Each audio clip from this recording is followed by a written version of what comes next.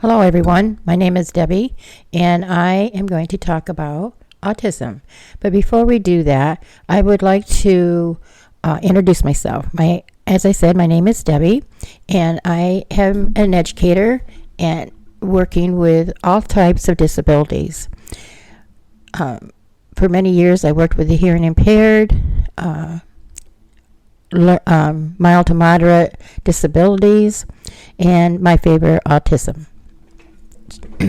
So today what we're going to talk about is seeing the end. Seeing the end, it means that the kids need to see the end of an activity. If you have kids that are not motivated, that don't want to come to the table and do their work, it's because maybe they need something to help them see the end of their results. So what I mean by that is that some kids need a timer. They need to say, okay, when the time is done, then I get to do what I want to do. And that is one way or they just get a break, like a 5-minute break to do whatever they need to do. The other one is make a list, and they get to check off the list as they work. So let's say you have 5 things that you want them to do. So you make a list of 5 things and make a little box and have them check off each time that they did it, and then ask them what they want to do when they're done with that. So that's what you would do first. Say, okay, first work, then what is going to be the activity that you want to do. Maybe it's extra time on the iPad, maybe it's just playing in their room. It could be a lot of things, or playing outside. But those are some of the things that will help them stay motivated while they're working. And sometimes if it's just a timer, it can be like a sand timer, an hourglass type thing. And then it could be you're on your watch or on your phone where you set the timer. You agree on a time and try to increase it over time. Maybe you start out with 15 minutes and then they get 5 minutes break time. Or maybe you started at 20, but you need to reach what goal you want them at in order for them to complete the task that they have. And I don't think it's something that we can work with for a while and then take it away completely. I think that they need to see that. I think it's very important. I think it helps them understand that, okay, I have to do my work first, and then I get to do what I want to do too. So those are 2 ways that you can have, is one, set a timer, and the other one, make a list. The other one is also the PECs, where you have pictures. Okay, they do this, and then they get to do that. And that's good to use even in the classroom, where they have, okay, they take one of the pictures off the PECs, they do that activity, they put it back, they put it in the all done bin, and that will help them kind of focus on what they need to do.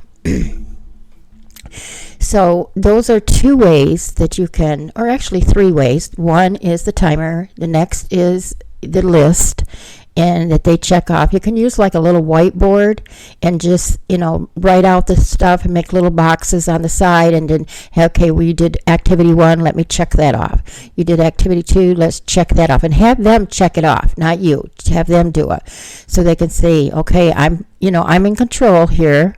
I'm going to do these activities, and then I get to work for what I'd like to have. So those are some of the things that would help with getting them to stay motivated, that they can see the end. Another thing is, like, let's say you're just doing a one activity, and it's like you have these little squares and you want them to fill in the little blanks, especially for elementary students, like kindergarten, 1st grade. You put the letters first to spell cat. And then when they get done, they pick out the letters, put them on the little card, and with Velcro, and then they take them off, and then they put them in a bag. They're done. And then they do the next one. So they see all the cards, and they see everything, and they know what's done. But as they move through the activity, then they can, they can put it in the bag, and as they put it in the bag, they're seeing, okay, when I get done with this, then I can move forward. So, and then praises as they're doing it, thumbs up, way to go, all those kind of things are important. They respond well to, all kids do, it doesn't matter, we all like praises, for that matter. So make sure you give them praises and encouragement. Be excited yourself, like, wow, you really did that, that's really great, you're doing a good job. Don't you gotta, your tone of voice will help too. If you feel frustrated, they're gonna feel frustrated, believe me, because we know that they're very sensitive to sound and light and touch. So, and they are also to our voice. If we sound like we're dreading this as much as they are, then they're gonna pick up on that too. We gotta sound like, okay, this is gonna be fun, we're gonna get through this, and then you get to do what you want to do. And then set a time for them when you give them a break. Set a timer. It depends on their age. If they're older, they can do like 3 to 5 minutes is fine. Younger kids may need a little bit more time. I'd say at least 5 minutes. And then getting back to the table. So now we're talking about, we gave them a break. I'm going to talk now for just a little bit about younger kids, and we've given them a break, and now we want them back at the table, and it is a struggle. So they like to spend a little more time on their break. So we already make a new list of what they're going to do next, and we have to figure out how to get them back on the table without the struggle. So find out what they like. Are they interested in trains or the ocean or animals? What is it that they are fixated at that they like? And then take that, like, let's say animals. Let's go with animals.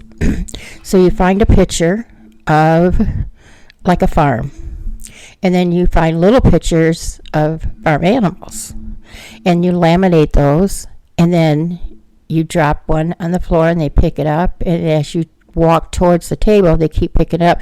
And on the table is the farm itself, it's a barn or a house or whatever you have chosen for your picture, and then they get to play with that for about 2 minutes. Now you have them back, they're engaged, and they'll start, and then you start going through your list. Okay, this is what we're going to do. We're going to do these 4 things, and then what are you going to work for? Are you going to work for iPad? Are you going to work for free time in the play area? Or are you going to work where you want to draw? Some kids like to draw or color and those kind of things. And then that's how you keep them engaged and motivated.